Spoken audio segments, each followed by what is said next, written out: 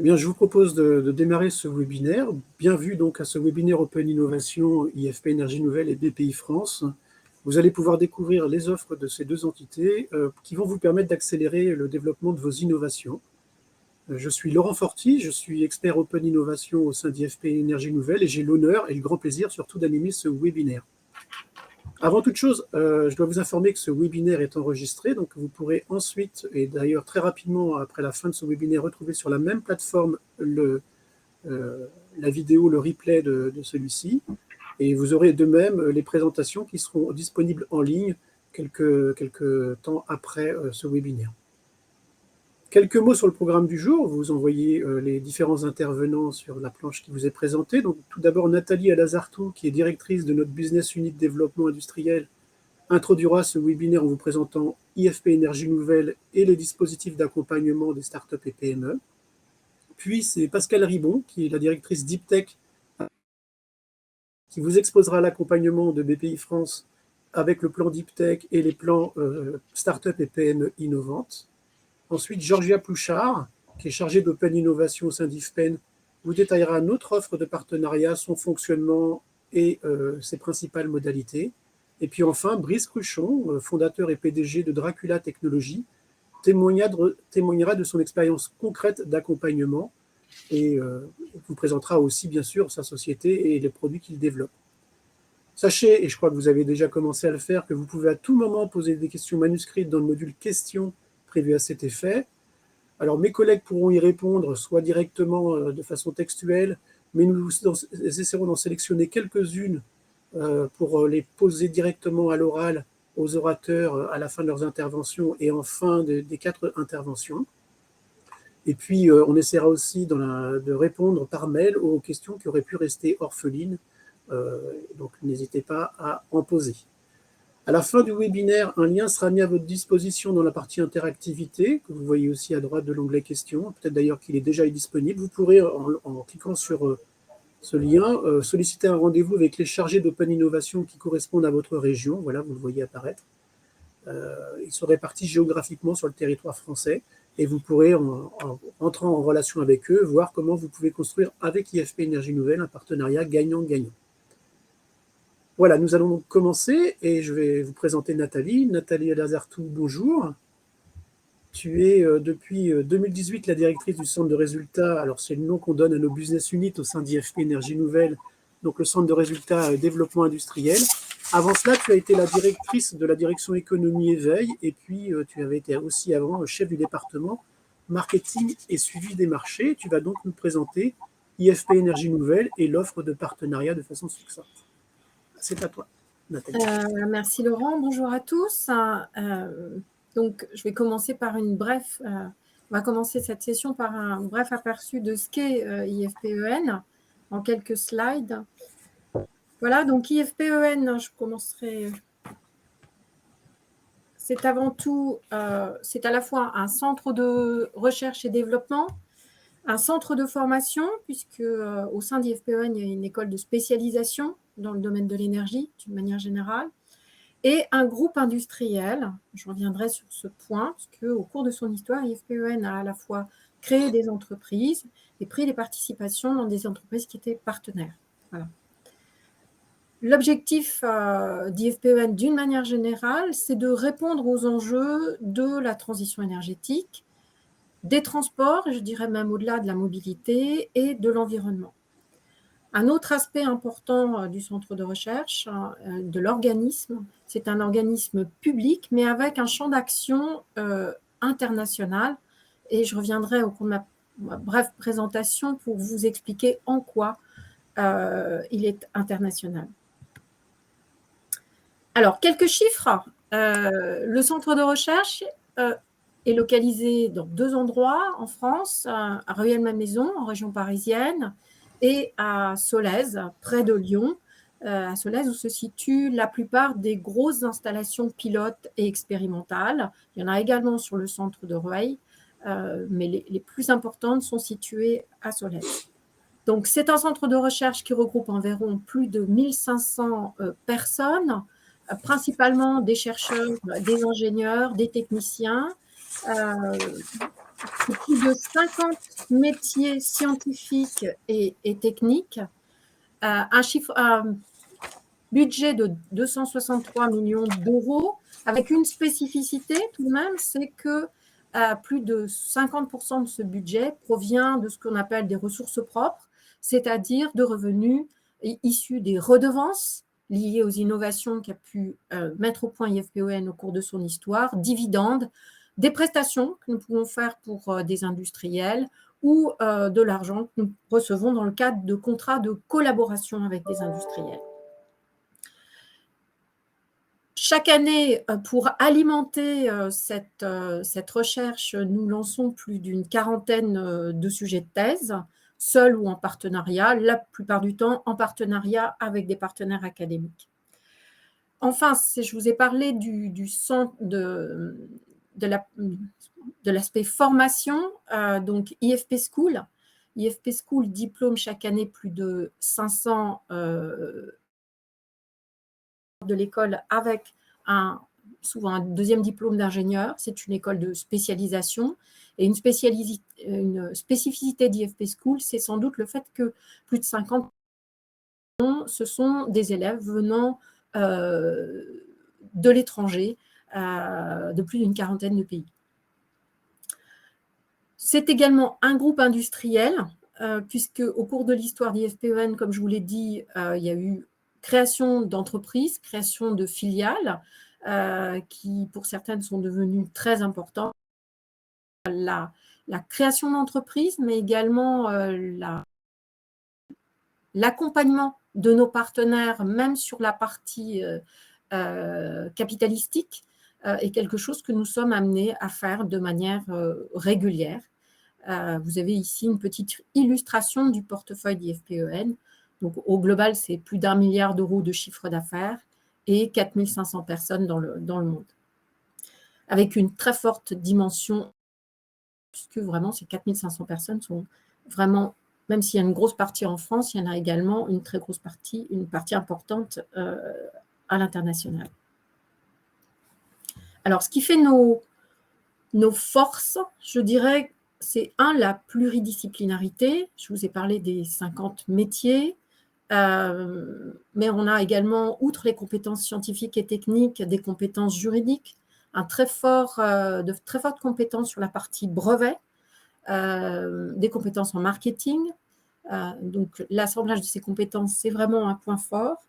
Un savoir-faire en développement d'innovation industrielle, la capacité à faire du scale-up, c'est-à-dire à partir de l'innovation à l'échelle du laboratoire et être capable de la porter à l'échelle industrielle.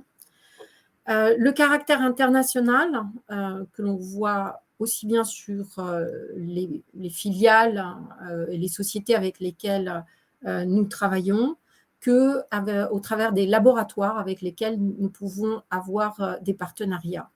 Nous avons beaucoup de partenariats en France, mais également des partenariats à l'international assez importants. L'agilité, puisque l'entreprise est quand même, la société, l'organisme est à taille humaine et avec des circuits de décision qui sont sans doute assez courts et intéressants pour des PME et des startups. Nos segments de marché, on a 4 priorités stratégiques. Tout ce qui tourne autour de la mobilité durable, avec beaucoup de travaux sur l'électrification des véhicules, les motorisations hydrogène, tout ce qui est mobilité connectée. La deuxième priorité stratégique, ce sont les énergies nouvelles. On a un pôle très fort et historique sur tout ce qui est production de biocarburants de deuxième génération, bioproduits, chimie du végétal. Également un pôle très fort autour de l'éolien offshore, les énergies marines, le stockage de l'énergie et puis des travaux également autour de l'hydrogène. Troisième priorité stratégique, climat, environnement et économie circulaire, avec beaucoup de travaux autour du recyclage des plastiques et des métaux. Dans un classement de l'Office européen des brevets, nous sommes le 5e déposant et le premier ordre en termes de dépôt de brevets sur tout ce qui est recyclage chimique et biologique des plastiques. C'est une illustration de l'importance de ce pôle aujourd'hui.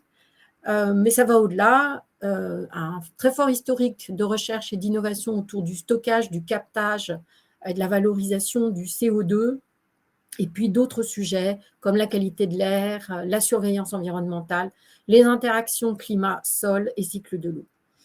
Enfin, nous avons encore des travaux sur la partie hydrocarbures responsables, même si ils se réduisent au cours du temps, et notamment sur tout ce qui est procédé de production de carburants et intermédiaires chimiques à faible impact environnemental.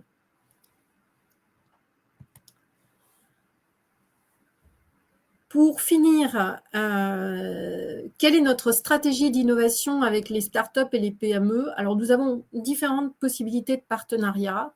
On peut les classer en vraiment deux grands types de partenariats. Des partenariats R&D dits corporate, ce sont des partenariats en général de long terme. Ça concerne des sujets qui sont en phase avec les priorités présentées. Et dans ce cadre-là, donc, on s'appuie sur nos partenaires industriels, PME, grands groupes, start-up, pour co-développer des innovations et puis pour commercialiser également ces innovations. Et puis, on a un deuxième type de partenariat que l'on appelle Boost & Link. C'est un petit peu le coup de pouce, c'est-à-dire qu'on propose à différentes PME, start-up, françaises cette fois-ci, de mettre au service d'un projet qui est bien défini nos compétences et nos équipements. Ce sont en général des projets de plus petite taille qui sont sur une durée assez courte. Voilà. Et l'idée, c'est de proposer aux startups et aux PME, je pense que Georgia reviendra pour vous expliquer un petit peu plus comment ça se passe sur ce sujet, nos compétences et nos moyens. Voilà. Je vous remercie. Puis Merci Nathalie pour cette présentation. J'avais une question de compréhension, en fait, même si Georgia reviendra tout à l'heure sur ces deux types de partenariats. Comment et par qui c'est choisi, en fait, entre le partenariat Boost & Link et le partenariat corporate? C'est à l'issue d'une discussion en général avec le management de la société. Quand on a affaire à un sujet qui rentre plutôt sur la partie stratégique, priorité stratégique classique d'IFPEN, eh bien, le partenaire potentiel est mis en relation avec nos équipes internes. Et puis, l'idée, c'est vraiment plutôt là de définir un partenariat un peu plus, de travailler sur un accord de partenariat un peu plus complet. Et ça peut être des travaux qui durent dans le temps ou qui ont plusieurs phases. On peut avoir différentes options. Et on peut avoir un partage de la propriété. Enfin, c'est vraiment très variable. Dans le cadre de ces partenariats dits corporate, IFPEN dispose également de 2 Carnot, qui sont des dispositifs assez particuliers en France qui permettent aux sociétés de bénéficier de crédits impôts recherche, peut-être de manière un petit peu plus simple. Donc, au travers du partenariat R&D Corporate, ils peuvent avoir également accès à ces carnets. Sur la partie, le choix du Boost & Link est plutôt fait lorsque l'entreprise a une idée très précise d'un petit coup de pouce qui ne va pas mobiliser énormément de temps des équipes IFPEN. Ça peut être quelques dizaines de jours, ingénieurs ou techniciens, etc. Ou techniciens. Et puis, c'est très limité dans le temps. Et c'est un moyen pour nous d'aider l'entreprise. En général, elle n'a pas à faire l'avancement de trésorerie. Et c'est une façon d'arriver très simplement à, quelque part, débloquer peut-être une situation dans un délai assez court. Très bien, merci Nathalie pour ces explications. Vous êtes plus de 110 maintenant à participer à ce webinaire et nous en sommes très contents. On va passer à la deuxième intervention, donc c'est celle de Pascal Ribon. Pascal Ribon, bonjour. On va attendre qu'elle apparaisse. Voilà, Pascal, bonjour. Vous conduisez le déploiement du plan Deep Tech de BPI France au sein de la direction de l'innovation. Avant cela, vous avez dirigé notamment l'École supérieure des techniques aéronautiques et de construction automobile, l'ESTACA, pour ceux qui connaissent, elle est bien connue. Et puis, vous avez aussi occupé différents postes au sein de différents ministères, comme celui de l'équipement, du transport, du développement durable. Et vous allez donc maintenant nous présenter l'offre d'accompagnement de BPI France. C'est à vous. Oui, merci. Bonjour à tous. Effectivement, je vais vous faire un rapide panorama de l'ensemble des dispositifs qu'on met en place. Alors, attendez, est-ce que ça... Voilà. Qu'on met en place en termes de soutien à l'innovation technologique. Il faut avoir en tête que ces dernières années, l'État a mobilisé des moyens colossaux pour accompagner la montée en puissance de l'écosystème start-up, mais aussi des acteurs déjà installés comme les PME industrielles sur l'innovation technologique et l'innovation de rupture. Et donc là, je vais vous faire un panorama rapide de l'ensemble des dispositifs qui sont actuellement en place, avec un focus sur 2 dispositifs qui sont le plan Deep Tech, qui a été lancé il y a 4 ans, et puis le plan Start-up et PME industrielle, qui est venu compléter le dispositif l'année dernière, et qui, l'un et l'autre, mobilisent des moyens très, très importants qui sont opérés par BPI France. Alors, d'abord, sur la Deep Tech, on parle beaucoup de Deep Tech, mais qu'est-ce qu'on entend par là? Finalement, ce que ce plan a ciblé, c'est la capacité à aider des startups qui avaient besoin de moyens beaucoup plus importants que ceux de la French Tech. Parce que ce sont des startups qui faisaient face à la fois à un risque technologique et à un risque marché.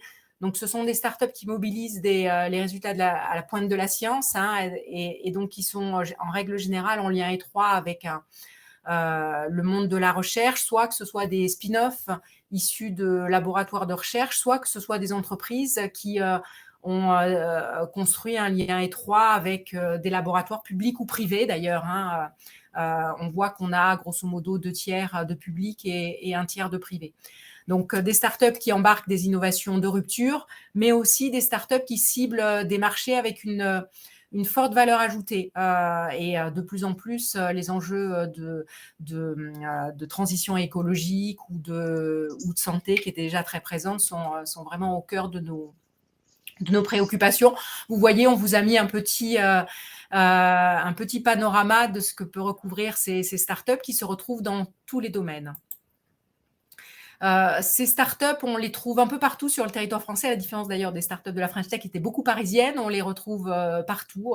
Il y a eu bien sûr, il y en a beaucoup en région parisienne, mais on en a beaucoup dans le sud-est, un grand sud-est, un grand quart sud-est, avec la région Aura, Lyon, Grenoble sont des lieux très riches en startups Deep Tech. Et vous voyez un peu la répartition. Le domaine qui est le plus porteur, c'est celui des biotech et des medtech qui vient en premier. Il y a beaucoup de startups qui sont dans le domaine de l'IA et du quantique. La France a pas mal de startups quantiques qui sont à la pointe, mais un peu tous les domaines se retrouvent.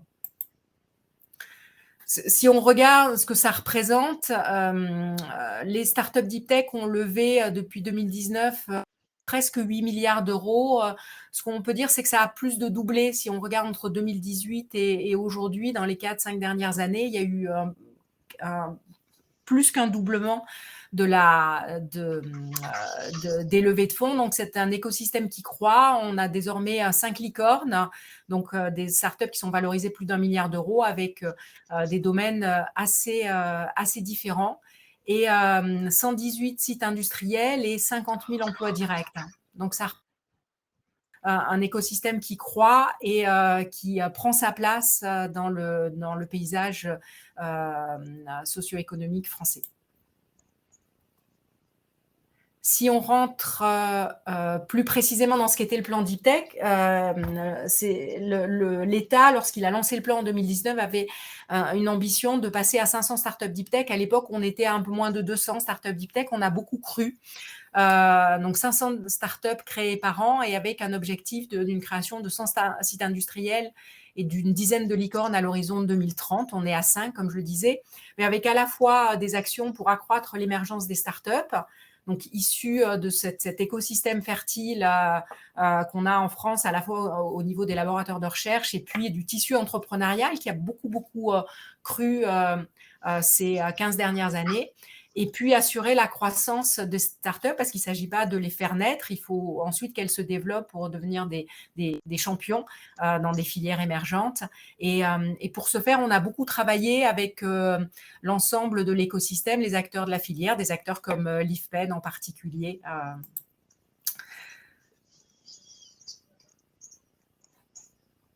Alors, j'essaye de passer le petit clin d'œil.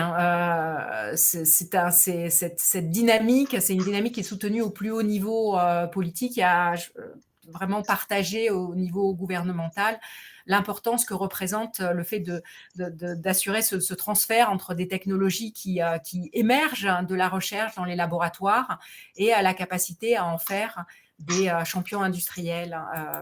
Et à permettre à la France de garder à la fois sa souveraineté, mais aussi son dynamisme économique. Qu'est-ce qu'on a mis en place comme produit ? On a des produits qui se déploient dès le monde académique, et en particulier avec de nouveaux produits qui sont mis en place cette année, comme la BFT Lab, qui permet d'accompagner des projets pour bien préparer leur volet business, on va dire, avec des montants qui peuvent aller jusqu'à plus de 100 000 euros. C'est pas nous qui l'opérons directement, mais il y a eu un renforcement des moyens mobilisés pour la maturation, la prématuration, la maturation, tout ce qui est maturation technologique en lien avec les projets, des projets qui sont plutôt dans une logique de spin-off des laboratoires de recherche. Dès la création, on a tout un tas de dispositifs qui prennent la boîte vraiment dès le démarrage, avec les bourses French Tech Émergence qui sont des bourses à 90 000 euros, 70% des montants de l'assiette financée, et pour des boîtes qui ont moins d'1 an. Les concours d'innovation, bien sûr, et puis ensuite des aides qui vont permettre d'accompagner la boîte au moment d'une première levée de fonds, par exemple, jusqu'à 2 millions d'euros avec un mélange d'avances remboursables et de subventions. Tout ça, ce sont des dispositifs qui sont traités dans les directions de l'innovation, dans les directions régionales de BPI France, donc au plus près du terrain. Et ces actions, donc nous on appelle aide guichet, se doublent aussi d'appels à projets nationaux qui sont souvent sur des montants qui sont plus élevés et qui peuvent permettre d'accompagner aussi des démarches plus ambitieuses. Et puis la capacité à agir aussi en termes d'investissement direct dans les entreprises et nous, je parlais de la montée en puissance de l'écosystème du capital risque. On a fortement investi dans ce qu'on appelle via le Fonds national d'amorçage, dans des fonds d'investissement qui investissent dans les startups deep tech de façon à faire croître en fait la capacité de cet écosystème à intervenir en fonds propres dans les entreprises, dans ces entreprises naissantes. Pour accompagner les projets, on a déployé une plateforme qui s'appelle lesdeeptech.fr qui a un certain nombre de services qu'on a déployés conjointement avec de nombreux acteurs du transfert de technologie, d'acteurs académiques comme l'IFPEN d'ailleurs, et qui permettent d'identifier des cofondateurs d'entreprises, par exemple, mais aussi d'avoir accès à toute une boîte à outils. Pour se mettre un peu les idées au clair sur les montants, depuis 2019, on a financé presque 2000 startups deep tech qui ont obtenu des financements pour un peu plus de 2 milliards d'euros. Donc, vous voyez, c'est très conséquent avec ce que je disais, tout le long de la chaîne, des interventions au démarrage, des interventions en aide guichet, en national. Donc, des moyens, il y en a pour accompagner les projets à partir du moment où les projets sont de qualité. On ne laisse pas les acteurs, les entrepreneurs tout seuls. La particularité du plan Deep Tech, c'est qu'elle a beaucoup mobilisé et on a beaucoup mobilisé l'ensemble des acteurs académiques. Je parlais aussi des investisseurs, mais l'ensemble des acteurs académiques, avec tout un travail de sensibilisation qu'on fait conjointement, dont entre autres avec la plateforme des Deep Tech, mais aussi les concours d'innovation comme IPHD. De nombreux travaux collectifs et on a mobilisé beaucoup de financements aussi pour accompagner les acteurs à monter en puissance, en particulier les SAT, mais pas que. Et on produit des livres blancs conjointement. Nathalie parlait de l'investissement de l'IFPEN dans des prises de participation dans des startups qui viennent d'être créées. On a sorti, par exemple, tous ensemble, un livre blanc sur les pratiques de prise de participation des organismes de transfert technologie au sein des startups en création. Donc, voilà, ça permet aux jeunes entrepreneurs, ou moins jeunes d'ailleurs, ou aux primo-entrepreneurs, ou aux primo-entrepreneurs Deep Tech de se mettre les idées au clair sur ce que sont les bonnes pratiques. Et puis, bien sûr, on accompagne les entrepreneurs. On a mis en place une communauté qui s'appelle les Deep Tech. Il y a un observatoire qui permet de tout savoir sur les startups Deep Tech, en tout cas de se donner de la visibilité. Et donc, dans le cadre de cet accompagnement, on a aussi des accompagnements à la levée de fonds. On a tout un tas d'outils qu'on peut mobiliser en termes de soutien. Et en particulier, on fait avec l'ensemble de nos startups de la communauté, qui sont plus de 600, on fait des diags pour bien identifier leurs besoins et voir avec eux comment y répondre. Ces diags permettent à la fois d'avoir une vision globale et puis de répondre individuellement aux attentes de ces entreprises. Et vous voyez les enjeux qui émergent et qui sont partagés. Peut-être pour vous, ça va résonner avec des enjeux qui sont aussi les vôtres. L'IFPEN peut répondre à certains de ces enjeux sur les sujets qui les concernent, barrières réglementaires, mais aussi industrialisation, design, mobilisation d'experts. Les enjeux concernent aussi beaucoup la structuration de la société, les RH et l'internationalisation. C'est là aussi des dispositifs sur lesquels nous, BPI France, on peut intervenir. On a de nombreux dispositifs d'accompagnement et on en a largement développé ces dernières années, justement en réponse à ces besoins qui émergeaient. On essaye de se caler au mieux. J'avance, je ne sais pas si je suis dans le timing. Il reste 4 minutes, Pascal. 4 minutes, parfait. Donc, Blanc Startup Industriel, lui, il a été lancé l'année dernière. C'était vraiment la conviction que pour accompagner les startups, qu'on voyait beaucoup de startups industrielles parmi les startups Deep Tech, et pour accompagner ces startups, eh bien, il fallait mobiliser des moyens beaucoup plus importants et qui étaient adaptés à la croissance. Donc, vous avez là quelques exemples de startups Deep Tech qui ont construit leur usine.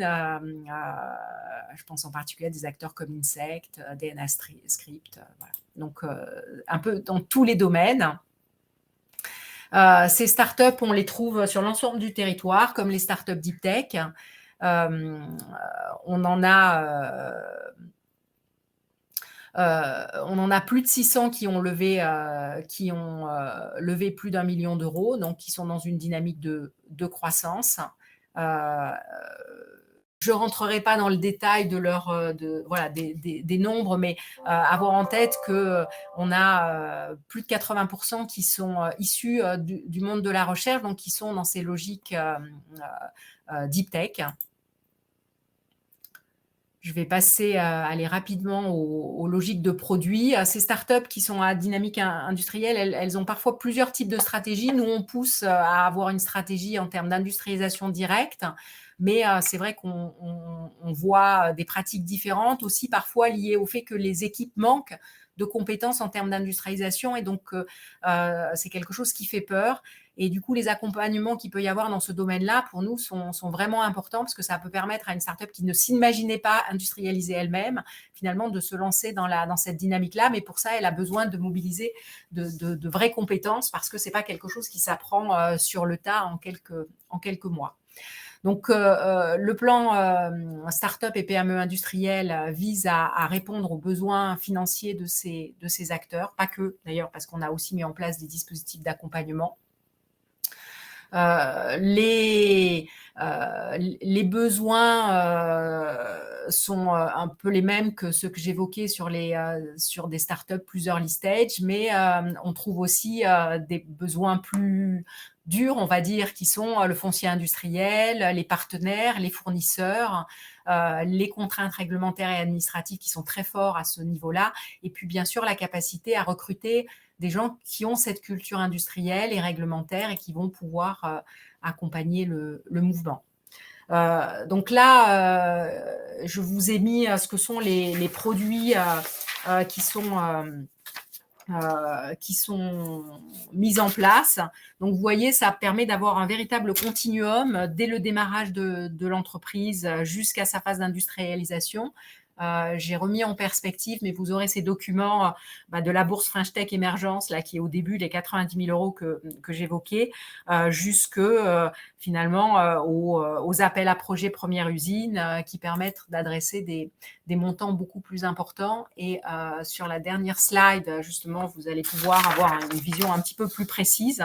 Donc, sur les appels à projets première usine, on peut avoir des montants beaucoup plus importants, puisque là, on cherche des assiettes qui sont supérieures, des assiettes de dépenses qui sont supérieures à 5 millions d'euros.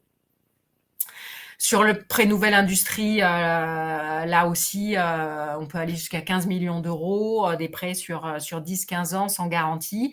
Et puis, bien sûr, on est monté en puissance donc ça, c'était sur le non dilutif, et sur le dilutif, sur les fonds, avec le fonds SPI, Société de projet industriel, hein, qui a été rechargé et qui va permettre de faire des tickets qui peuvent monter jusqu'à plus de 100 millions d'euros. Et parallèlement, la capacité à investir en fonds de fonds. J'évoquais le Fonds national d'amorçage qui nous a permis de faire monter en puissance l'écosystème du capital risque et du capital risque deep tech. Là, l'enjeu, c'est de faire monter en puissance l'écosystème français et européen du capital risque industriel. Voilà, et je m'arrêterai là.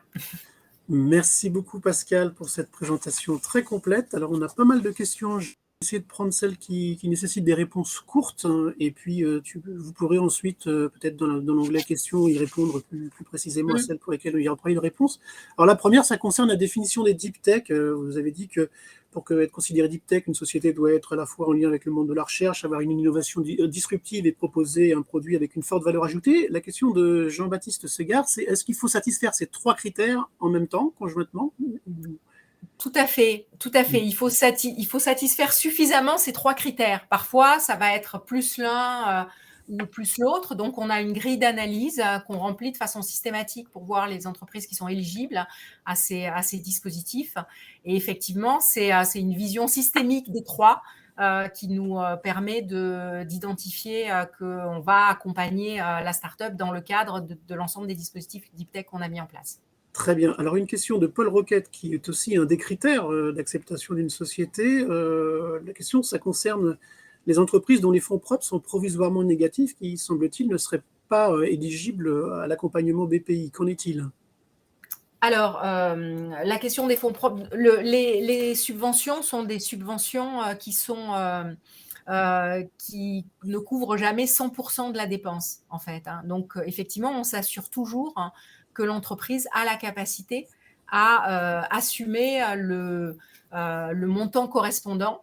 Et donc, c'est dans ce cadre qu'il y a une discussion sur les fonds propres. Lorsque l'entreprise est considérée comme une entreprise en difficulté, là, effectivement, ça va être compliqué. Mais on peut être un partenaire pour s'engager dans une levée de fonds, justement, et pour pouvoir redonner de l'oxygène à l'entreprise et pour pouvoir se relancer dans une phase de développement. Merci. Alors, une question d'Isabelle Escalier concernant les bourses émergence. Alors, la question, c'est si on a 3 ans, on n'est plus éligible. A priori, si la société a plus de 3 ans, on n'est pas éligible, c'est ça? Non, effectivement. Mais il y a d'autres dispositifs et donc il ne faut pas hésiter à aller voir son chargé d'affaires BPI France sur le territoire. Alors, une question qui est revenue à plusieurs reprises, c'est à qui s'adresser en fait pour rentrer en contact avec les équipes du plan Deep Tech? Alors, il faut, pour tout ce qui est financement, pour les startups, il faut aller s'adresser à la direction régionale de BPI France, au délégué innovation. Donc, vous trouvez ça sur le site de BPI France et vous aurez un rendez-vous très, très vite. Voilà, c'est leur métier au quotidien que de recevoir les entreprises et de les aider à faire leur chemin. On a beaucoup de produits et donc, c'est pas toujours très simple de s'y retrouver. Et donc, c'est leur métier, y compris d'ailleurs pour orienter vers les appels à projets nationaux ou vers les équipes de levée de fonds. D'accord. Et c'est pour reprendre une question d'Alexandra Pilot, ce sont ces mêmes équipes de BPI France en local qui déterminent si la start-up est une deep tech ou pas, en fait, au regard des critères dont... Oui. Alors, c'est un travail conjoint qu'on fait local, national, mais on est l'ensemble de la table. Si vous voulez faire partie de la communauté Les Deep Tech, là, vous .fr et vous cliquez sur « Je souhaite faire partie de la communauté » et ça va nous envoyer un message et on reprendra contact avec vous. Très bien. Et puis une question de Théo Lazuec, j'espère que je prononce bien. BPI France a-t-elle des produits pour accompagner l'industrialisation des startups hardware? Oui, tout à fait. Donc, il ne faut pas hésiter là aussi à prendre contact avec le délégué innovation. On a tout un tas de dispositifs d'accompagnement. Alors après, il y a des questions, enfin, je vous laisserai y répondre parce que je pense qu'il faut qu'on avance. Je vais regarder. Très bien. Merci beaucoup Pascal pour cette présentation. On va passer maintenant à la présentation de Georgia Pouchard. Bonjour. Tant qu'elle nous... Bonjour. Bonjour Georgia, donc tu es chargée d'Open Innovation au sein d'IFP Énergie Nouvelle. Tu es particulièrement en lien avec l'écosystème des régions PACA Sud et Occitanie. Et puis, bien sûr, tu assures la mise en place et l'accompagnement, le suivi des partenariats avec les startups et PME de cette région. Préalablement, tu avais occupé différentes fonctions au sein d'IFP Énergie Nouvelle, notamment à la direction des études économiques et à la direction marketing. Donc, tu vas nous présenter l'offre et le déroulement des partenariats recherche et innovation. C'est à toi. Merci Laurent pour ton introduction. Donc effectivement, ce que je vous propose peut-être, c'est de revenir sur les deux offres présentées tout à l'heure par Nathalie. Donc tout d'abord, le partenariat Boost & Link, qui est un dispositif d'innovation qui est assez accessible pour les PME et les startups et que nous pratiquons le plus. Puisque toute start-up ou PME qui exprime, je dirais, un besoin R&D pour développer une innovation avec un impact environnemental positif peut être éligible à ce dispositif, et ceci quel que soit son secteur d'activité. Donc c'est ça qui est important aussi de souligner, c'est-à-dire qu'on peut vraiment intervenir dans différents domaines qui sont très variés. Vous le verrez tout à l'heure, il y a quelques exemples qui seront illustrés. Que dire sur ce dispositif? C'est un dispositif qui est assez unique dans le paysage des accompagnements, des dispositifs d'accompagnement à l'innovation des PME et des startups, puisqu'il repose sur un vrai partage des risques financiers et techniques. Effectivement, ce dispositif permet à la PME de bénéficier des compétences techniques d'IFPEN pour répondre à son besoin. Donc, c'est un coup de pouce, comme l'a dit tout à l'heure Nathalie. Et surtout, IFPEN, dans le cadre d'un partenariat, va être capable de financer sur ses fonds propres sa part de R&D qu'elle aura investi autour du projet de la PME.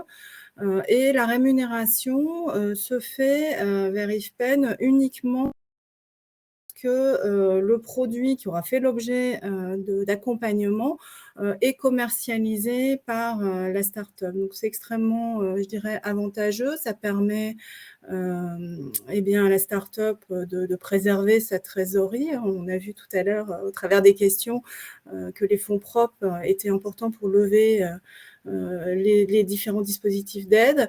Donc, ça permet de préserver cette trésorerie. Peut-être un dernier mot sur ce dispositif. Il existe depuis plus de 30 ans. Il est assez rodé. Vous le verrez tout à l'heure. Je vais vous décrire un petit peu le déroulement de l'instruction de ce type de partenariat. En fait, il est vraiment facile à mettre en place. Il est vraiment conçu pour répondre à votre besoin rapidement. Et vous verrez tout à l'heure, je vous décrirai un petit peu le processus. Le partenariat corporate, comme l'a souligné Nathalie, il s'adresse à des entreprises, start-up, PME, qui portent une innovation sur des segments de marché stratégiques IFPEN. Donc, ils ont été décrits tout à l'heure par Nathalie. Les présentations seront disponibles, vous pourrez y revenir si vous avez des questionnements. Donc là, on est plutôt dans une logique, je dirais, de co-développement, d'innovation avec des synergies R&D fortes et une vision commune de développement et de marché. Les investissements R&D vont au-delà de 200 kg €. Le Boostelnik, on est inférieur à 200 kg € et peuvent aller d'ailleurs jusqu'à plusieurs millions d'euros. Et si cela est nécessaire, comme l'a expliqué Nathalie tout à l'heure, nous sommes tout à fait à même de participer à l'augmentation de capital de l'entreprise avec des prises de participation minoritaires pour des tickets inférieurs à 1 million d'euros. Toujours dans l'esprit, je dirais, de conforter le succès, l'industrialisation de l'innovation co-développée. Maintenant, concrètement, comment cela se passe ? Tout d'abord, il y a une rencontre entre la start-up ou la PME et le responsable Open Innovation de votre région. Donc, à ce titre, n'hésitez pas à solliciter votre responsable Open Innovation sur la plateforme. Donc, il y a un premier niveau d'échange avec la start-up. L'idée ici est d'identifier le besoin, les besoins R&D de la PME et les compétences dont elle pourrait profiter pour répondre à ce besoin. C'est important à ce niveau-là d'avoir une expression des besoins très claire pour passer derrière en phase d'instruction. Donc cette première phase, elle est importante, elle peut nécessiter des allers-retours en termes d'échange. Vous me direz de quelles compétences dispose IFPEN. Elles sont assez larges. Il est extrêmement difficile de faire une liste, de dresser une liste exhaustive de toutes les compétences IFPEN et puis de tous nos moyens d'essai aussi. Je dirais qu'on couvre une grande partie des sciences de l'ingénieur. On a de nombreux moyens d'essai, de l'échelle du laboratoire jusqu'à l'échelle du démonstrateur. Donc, ne pas hésiter à demander tout type de compétences. Nous sommes là pour vous aiguiller et vous dire si nous les possédons. Ensuite, une fois que le besoin est clarifié, qu'on a identifié des compétences cibles, on entre en phase d'instruction.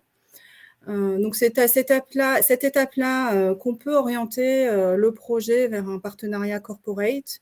À ce moment-là, nous, notre rôle, c'est de vous mettre en relation avec la business unit concernée. Et le processus et la phase d'instruction peuvent être différentes de ce que je vais vous présenter ici. Là, on est vraiment dans le cas particulier du Boostelnik. C'est propre à chaque BU, je dirais, et au projet aussi porté par la start-up. Dans le cas du Boostelnik, la phase d'instruction, elle se veut rapide et simple. Donc, elle consiste à vous faire rencontrer les compétences que vous sollicitez, qu'on a identifiées ensemble, au travers de réunions avec ces experts, les experts IFPEN et puis vos équipes R&D aussi.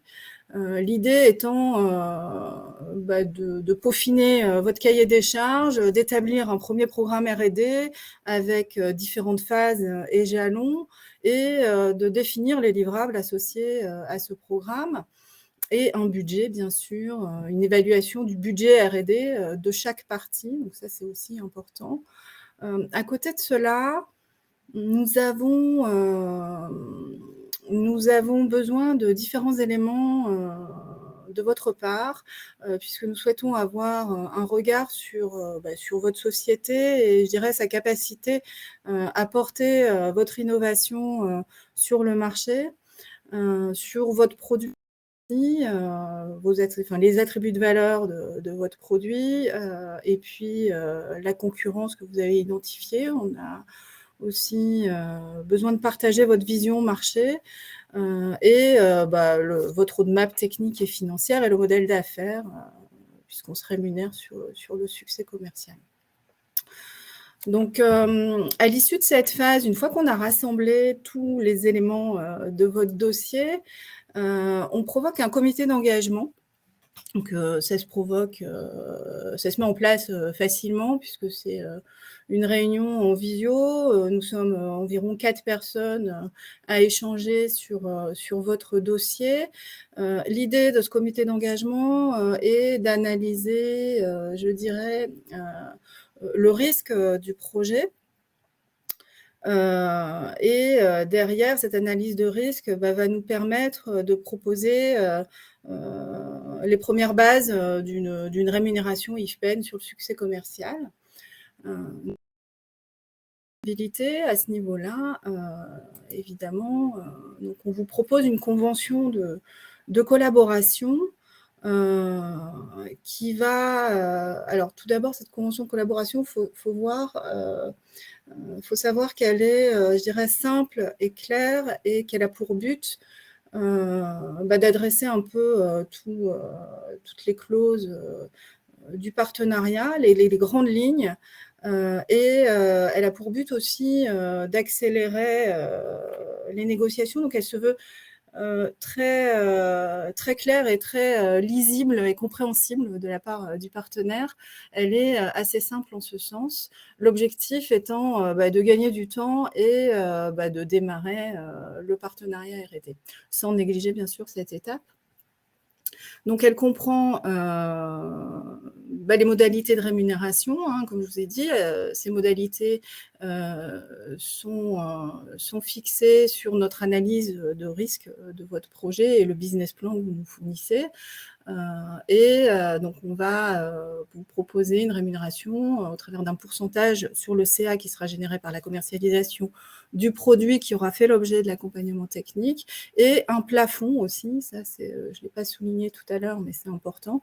C'est-à-dire que le retour financier IFPEN est plafonné à la hauteur des dépenses R&D plus un bénéfice qui est fixé en fonction du risque du projet. Ensuite, en termes d'exploitation des résultats, donc comme dans tout type de collaboration, nous partageons les résultats.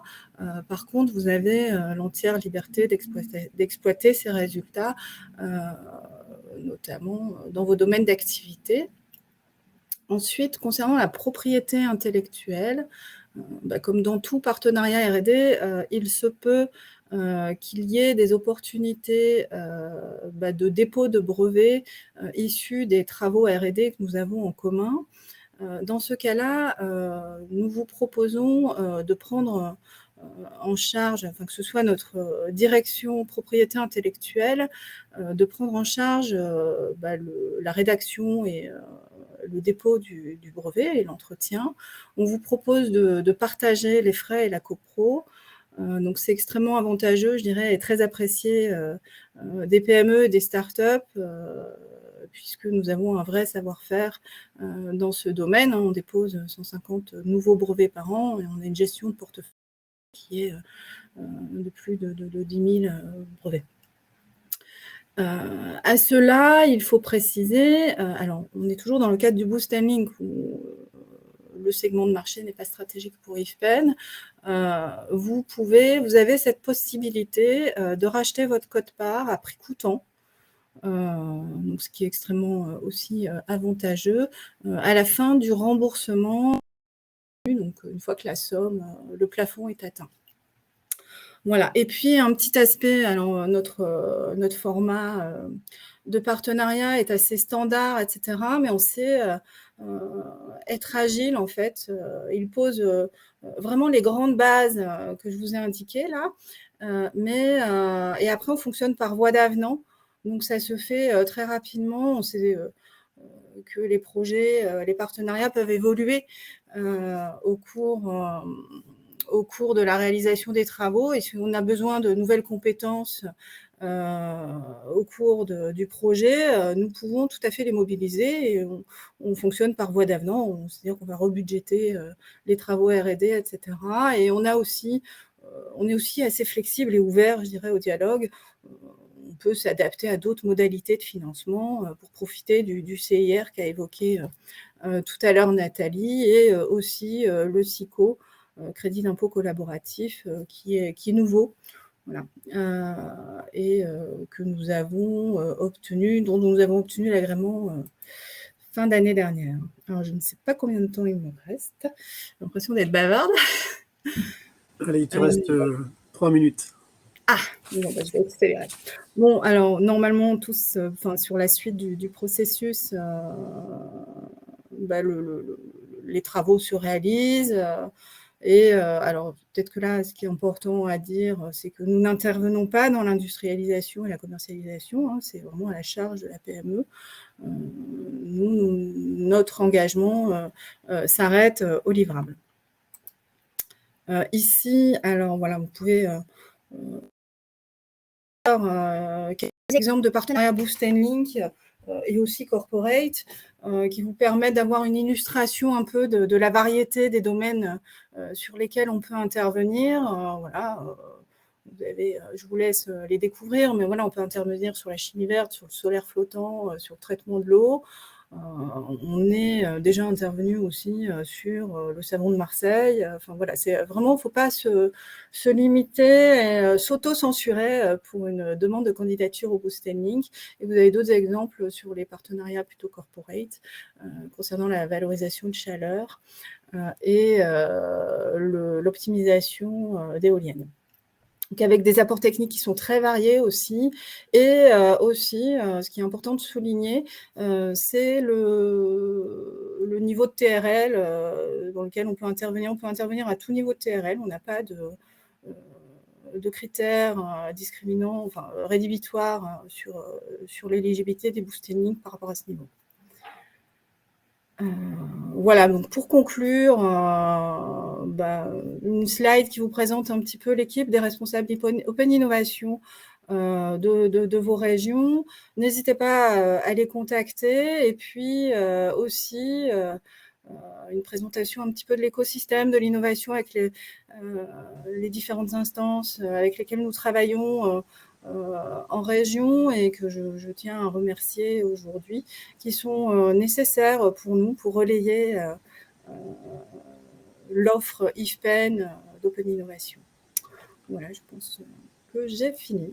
Merci beaucoup, Georgia. Alors, il y a eu beaucoup de questions, certaines auxquelles tu as pu répondre lors de ta présentation. Je vais essayer d'en reprendre quelques-unes. Alors, il y en avait une qui concernait la valorisation des produits. Oui. Non, attends, je vais essayer de le reprendre. Voilà, une question d'Hervé Krieger. Quand on parle de développement de produits, qui porte la production en sortie de produit? Énergie Nouvelle ou l'entreprise PME Startup? Non, alors oui, c'est vrai que je suis passée un peu vite sur cet aspect-là, mais c'est vraiment la start-up. Hein. On n'intervient pas du tout sur la production, la commercialisation et l'industrialisation. On s'arrête au prototype pré-industriel. On a déjà fait de l'assistance à démarrage d'unités industrielles, voilà, de première unité industrielle, mais on s'arrête vraiment on reste technique.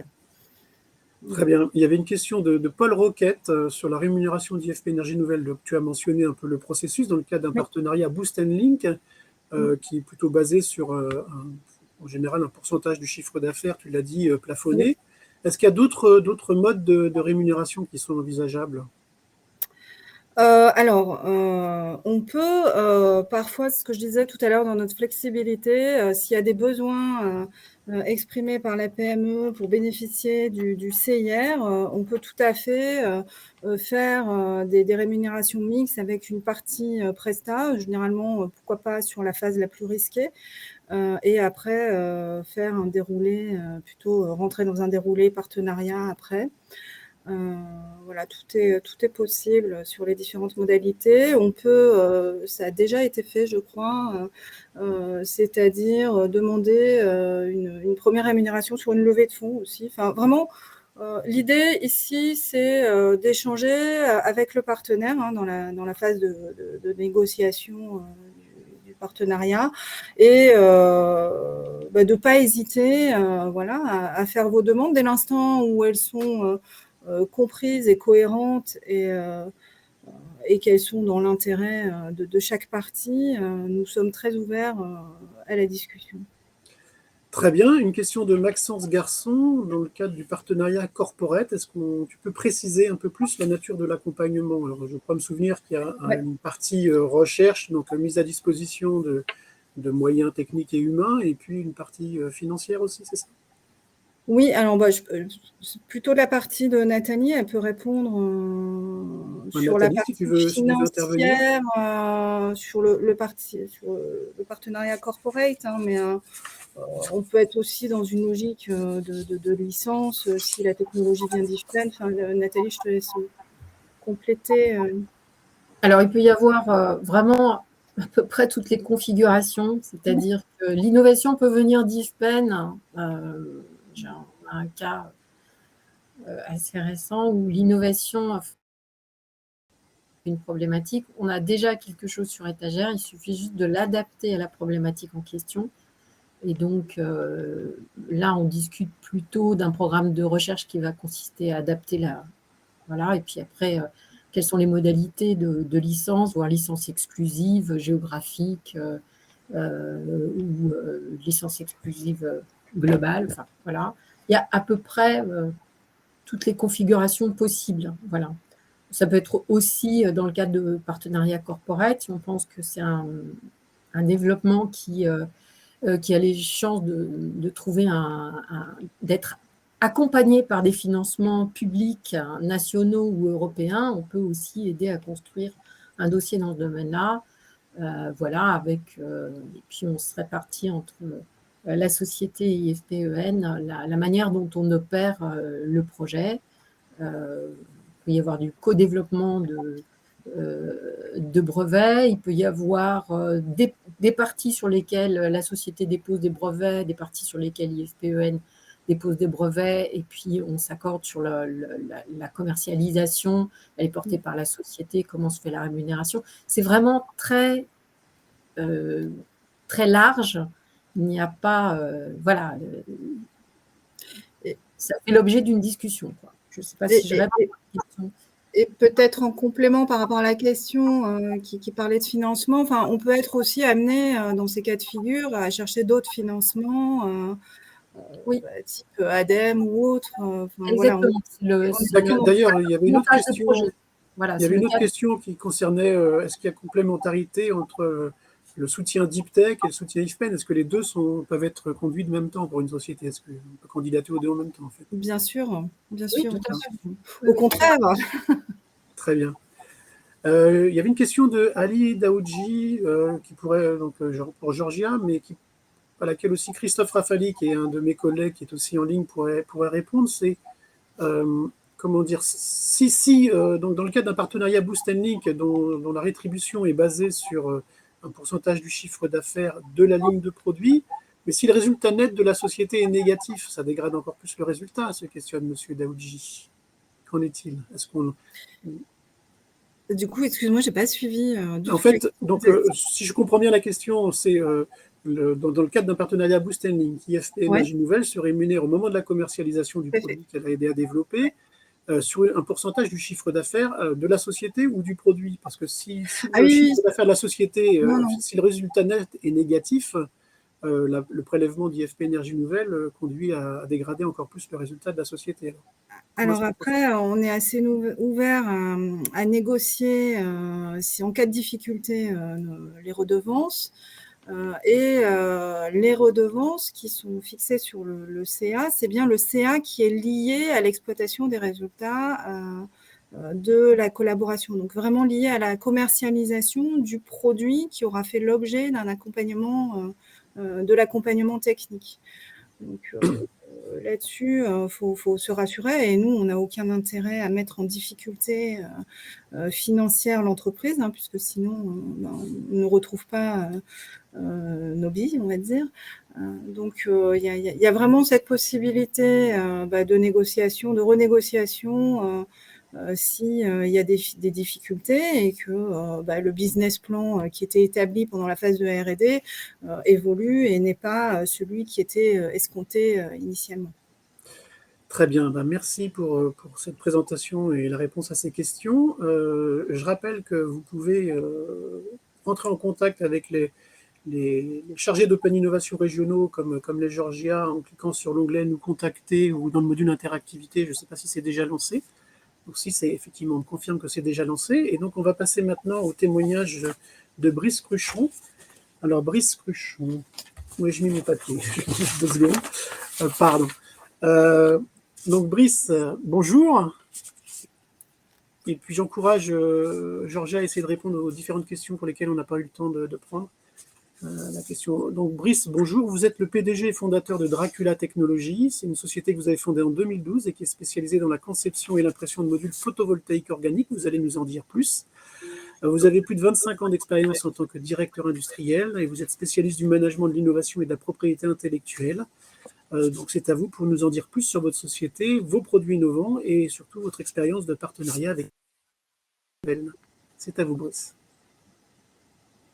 D'abord, bonjour à tous et merci de me donner l'occasion de présenter Dracula et puis le partenariat qu'on a pu développer avec l'IFPEN. Donc Dracula Technologies, notre mission, c'est d'utiliser l'impression numérique pour apporter une énergie durable pour les objets connectés qui fonctionnent à l'intérieur des bâtiments et de devenir surtout une alternative durable à la pile. Le problème que nous souhaitons résoudre, c'est celui de la pile, comme je le disais en introduction. En effet, aujourd'hui, on annonce des milliards d'objets connectés dans les prochaines années. La moitié d'entre eux seront à l'intérieur des bâtiments.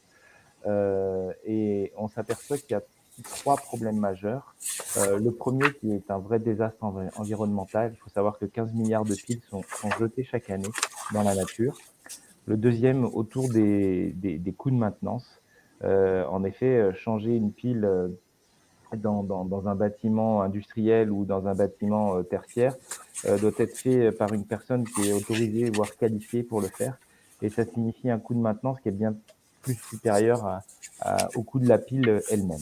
Et enfin, le dernier point, c'est la partie je dirais design et du produit complet, puisque souvent la pile est le composant le plus volumique de ce design. À cela s'ajoute une directive européenne qui vise à faire que on ne puisse plus utiliser de piles non rechargeables à l'intérieur des IoT d'ici 2027. Donc, il est nécessaire de changer l'état d'esprit et de trouver des solutions alternatives. Et en cela, l'énergy harvesting est la solution, en particulier en ce qui nous concerne, le photovoltaïque, puisque les applications sont à 60 à 70% utilisées autour de la lumière, et donc ça laisse un gros potentiel de développement pour notre activité. Donc pour cela, nous avons développé Layer, qui signifie Light as Your Energetic Response, et nous avons développé des modules photovoltaïques organiques qui ont la capacité de pouvoir générer de l'énergie avec de très faibles luminosités.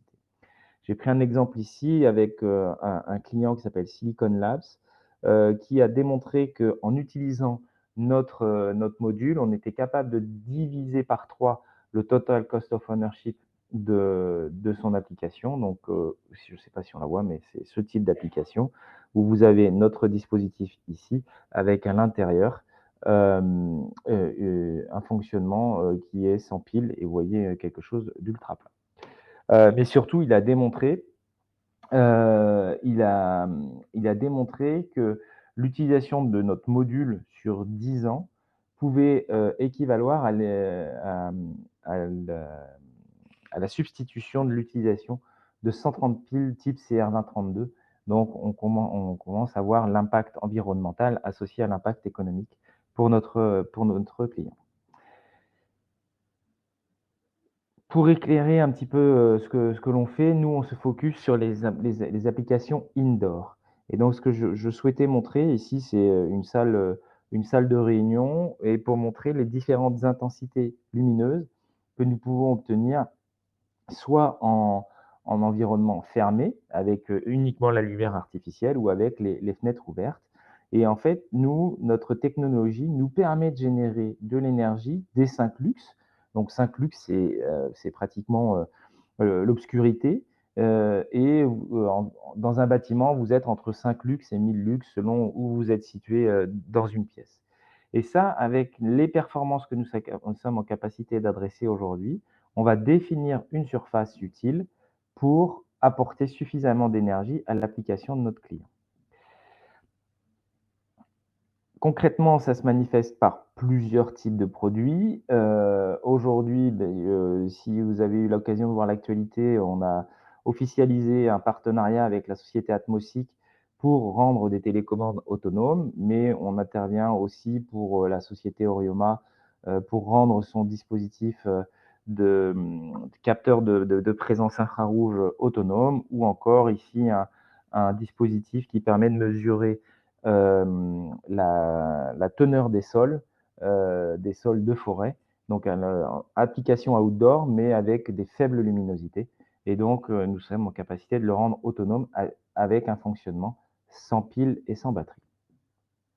D'autres exemples, ce que je vous montrais tout à l'heure, qui permet de tracer la température au cours d'un transport pour des poches de vaccins ou des tests Covid ou des choses comme cela. Et puis le dernier qui est un capteur CO2 qui permet de mesurer la teneur en CO2 de manière autonome des pièces et donc de savoir si on doit ouvrir les pièces puisqu'on a des vraies opportunités autour de ces applications. Et pour finir sur l'aspect présentation de l'entreprise, aujourd'hui, donc, on a structuré l'entreprise en trois départements. La partie Layer Lab qui permet de fabriquer, puisqu'on utilise l'impression jet d'encre, et j'y reviendrai juste après dans la relation et la collaboration avec l'IFPEN. Le fait d'utiliser l'impression jet d'encre nous permet de faire des prototypes et des pré-séries très rapidement, puisqu'on ne va pas utiliser d'outils. Et donc, on va, je dirais, digitaliser votre surface et après, on va venir imprimer. Donc, ça permet de faire des prototypes et d'essayer très rapidement. Layer Solutions qui a vraiment pour vocation d'éduquer, puisqu'on est sur des solutions d'énergie investing qui nécessitent de modifier l'utilisation et la conception de l'électronique qui va être associée. Et donc, on est en capacité d'accompagner nos clients et, entre guillemets, d'éduquer nos clients à l'intégration de notre solution. Et le but ultime qui est Layer Factory, qui vise à produire les modules photovoltaïques organiques à l'échelle industrielle. Et c'est ce que nous sommes en train de faire actuellement avec la construction de l'usine. Comme vous voyez, c'est un process qui est complètement digital. On va sourcer des matières premières, mais le cœur du système va se situer autour de l'impression. Et l'impression, donc, nous sommes, plutôt des physiciens et des chimistes, donc on travaille sur la formulation des encres pour pouvoir imprimer des toutes petites surfaces un très grand nombre de fois. Une fois qu'on a imprimé, on va venir travailler sur la reprise de contact, puis la découpe et le test, bien évidemment, pour s'assurer que nous sommes dans les bonnes spécifications, et la découpe pour pouvoir le livrer de manière unitaire ou en reel ou en fonction de l'application du client.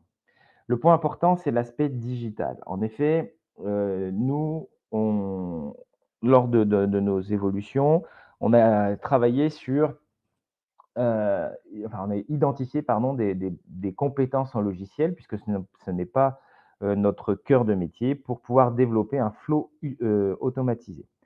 Qui dit impression jet d'encre, donc en fait, on va définir une image, un format d'entrée sous la forme d'un fichier TIFF. Ensuite, on va créer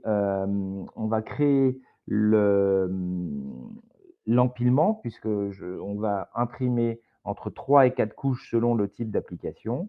Donc, à partir d'un logiciel CAD. Le module layer, en fait, on va le réaliser de façon structurée avec l'empilement de ces couches et ces couches qui doivent être positionnées de manière très, très précise. Et enfin, on va travailler sur les résolutions en fonction des encres à mettre en œuvre. Et donc, les résolutions vont être différentes selon le type de matériau que nous allons imprimer. Ce que nous avons fait, c'est, après avoir identifié cela, on a pu rentrer en relation avec l'IFPEN. Alors comment nous sommes rentrés en relation avec l'IFPEN? C'était au cours d'une opération en capital, où nous sommes rentrés en contact avec les équipes et où nous avons validé, non pas la partie, equity, mais plutôt l'aspect, compétences. Donc sur la base de ce besoin, en fait, nous avons formalisé un cahier des charges qui était la synthèse de ce que je viens de vous dire, avec un fichier PDF généré avec des résolutions différentes pour chaque couche, et donc un fichier par couche, et donc qui nous amenait sur un flow assez hétérogène et qui était difficilement industrialisable pour produire en grande quantité. Sur la base de ce cahier des charges, l'équipe de Frédéric Colenda a plutôt identifié les compétences à l'intérieur de l'IFPEN pour concrétiser ces spécifications et proposer un accompagnement. Le résultat, comme vous pouvez voir, c'est qu'aujourd'hui, on a quasi automatisé l'ensemble des couches, qui nous permet, sur la base de l'analyse du workflow existant par Dracula, l'équipe de l'IFPEN a vraiment identifié tous les points d'amélioration possibles pour avoir une chaîne outillée intégrée qui était plus efficiente et plus rapide. C'était pas trop difficile, mais en tout cas aujourd'hui, c'est clairement opérationnel, et surtout en utilisant des logiciels open source reconnus. Et puis le deuxième point, c'est que ça nous permet d'avoir une meilleure finesse des traitements informatiques, qui soient topologiques, géométriques et bien évidemment de l'image, puisque nous n'avons pas les mêmes résolutions en fonction des couches. Et enfin, l'aboutissement, c'est le livrable d'une interface logicielle que nous utilisons aujourd'hui dans sa version V1, avec quelques pistes d'amélioration à prévoir, mais qui est complètement opérationnel. Concrètement, comment ça s'est passé? Tout ce qui a été dit juste avant est vraiment, enfin, on est vraiment dans le cœur de ce qui s'est passé. Je dirais qu'entre le moment où on a pris contact avec l'IFPEN et la finalisation, on est sur une durée de 6 mois. Alors, on est sur un petit projet peut-être, mais ça s'est fait de manière très efficiente, dans le sens où, à partir du moment où on a identifié les compétences, c'est allé assez vite en termes de prise de décision, aussi bien du côté de l'IFPEN. Le point qui est important, c'est que en même temps que les compétences et les équipes projets sont identifiées côté IFPEN, il faut prévoir une équipe projet côté entreprise, de façon à ce que ça puisse matcher et avancer en termes de délai. Alors nous, ça a peut-être été un petit peu plus facile, puisque comme on était dans une opération en capital, l'ensemble de la documentation, de business plan, de montée en charge était déjà défini. Donc on a pu fournir ces éléments très rapidement, mais en général, c'est des éléments qu'on a très vite. entre le prise de contact et le lancement du projet, je dirais 2 mois et après, un accompagnement, sur 4 à 6 mois et aujourd'hui, on a vraiment, tout qui est opérationnel et surtout des meetings, croisés pour s'assurer que les milestones, sont assurés. Hem, Nous sommes, une start-up deep tech, on en a parlé ce matin, mais néanmoins, on est conscient de pas ce qui a fait qu'on a fait appel à l'IFPEN, c'est qu'on est conscient de pas tout maîtriser et notamment la partie logicielle, et donc le fait de pouvoir mobiliser des compétences à forte valeur ajoutée, pour nous a fait gagner énormément de temps, pour pouvoir développer cette partie-là et être en phase avec le projet d'upscaling de notre technologie.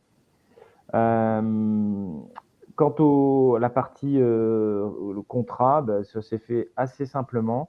Dans l'intervention d'avant, Georgia disait que c'était assez souple. Je peux confirmer que c'est assez souple de notre côté. Et donc, on a défini un mode de rémunération en fonction de nos évolutions. Voilà ce que je peux dire sur la collaboration que nous avons avec l'IFPEN et ça contribue à respecter nos milestones en vue de l'industrialisation et de faire de Layer une alternative durable à la pile. Merci beaucoup Brice pour ce témoignage. Alors j'ai quelques questions pour vous, mais je voudrais avant cela préciser qu'on va avoir un petit temps d'intervention avec les 4 intervenants de ce matin. Donc si vous avez des questions plus générales, n'hésitez pas encore à les poser dans le module questions. Et puis il y a eu des demandes de mise en contact. N'hésitez pas à aller dans le module interactivité ou à cliquer sur le bouton nous contacter en haut pour prendre contact justement avec les chargés d'Open Innovation d'IFP Énergie Nouvelle de vos régions. Alors Brice, j'ai une première question.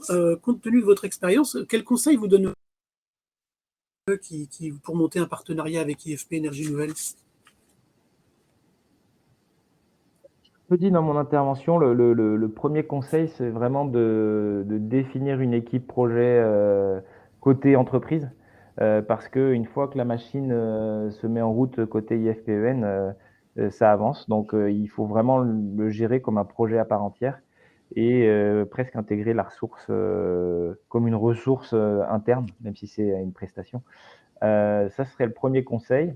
Et le deuxième conseil, c'est de bien faire confiance à l'interlocuteur, parce qu'en fait, l'IFPEN a une multitude de compétences. Moi-même, je ne pensais pas qu'on pourrait développer cette partie logicielle avec l'IFPEN.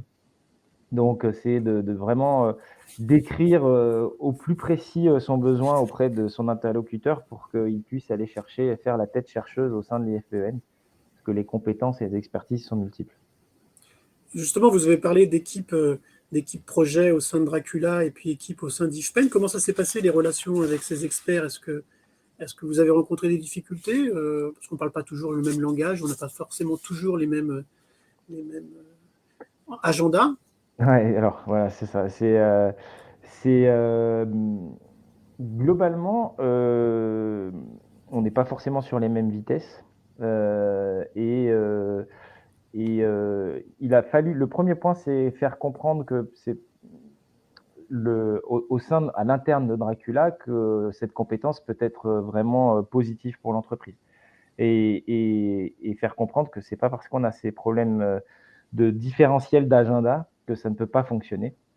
Et la preuve c'est que si ça a duré un peu plus de temps, c'est pas de la faute de l'IFPEN, c'est plutôt de notre faute, parce qu'on n'a pas consacré les ressources à un moment donné pour pouvoir faire que le délivrable soit exactement dans les temps initiaux. Mais à partir du moment où on a défini l'équipe projet interne et les différents jalons, il n'y a pas eu de gros soucis de notre côté en tout cas. On a une question d'Hervé Krieger, aussi encore sur la relation entre Dracula Technologies et IFP Énergie Nouvelle. Comment ça s'est passé la première rencontre? Est-ce que vous y êtes allé avec une idée précise de ce dont vous aviez besoin, ou est-ce que ce besoin, le projet, s'est construit à partir d'un screening des compétences et du screening de vos besoins? Comment ça s'est passé? Non, alors je l'ai dit un tout petit peu, c'est vrai que je suis passé assez vite dans la présentation, mais en fait, on a rencontré l'équipe de l'IFPEN dans le cadre d'une opération capitale initialement, puisqu'il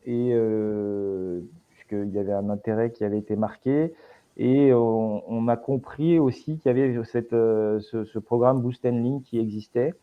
Et donc, l'opération capital s'est terminée. On n'a pas franchi le cap ensemble.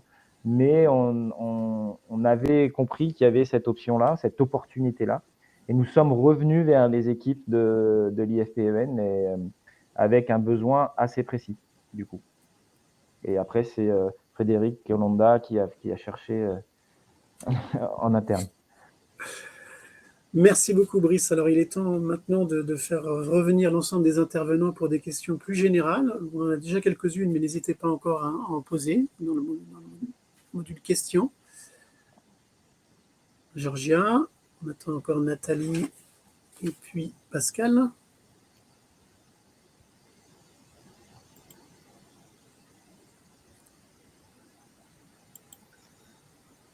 Alors, j'ai une question qui vient d'arriver de David Rovert. Alors, je pense que ça s'adresse peut-être à Brice, mais ça peut être vu de façon plus générale. Quels ont été les moyens mis en œuvre dans le cadre de votre partenariat pour protéger les innovations, développement R&D et industrialisation? En fait, on est sur une partie logicielle qui touche pas qui est assez lointaine de notre propriété intellectuelle. Et en l'occurrence sur des logiciels open source. Donc la propriété intellectuelle est très peu concernée par notre projet. Néanmoins, on est copropriétaire des développements qui ont été effectués, mais qui ne feront pas l'objet de propriété intellectuelle pour le coup. Georgia, tu peux peut-être compléter dans le cas où il y a effectivement un dépôt de propriété intellectuelle dans le cadre de l'accompagnement. Nathalie? Alors, quand il y a un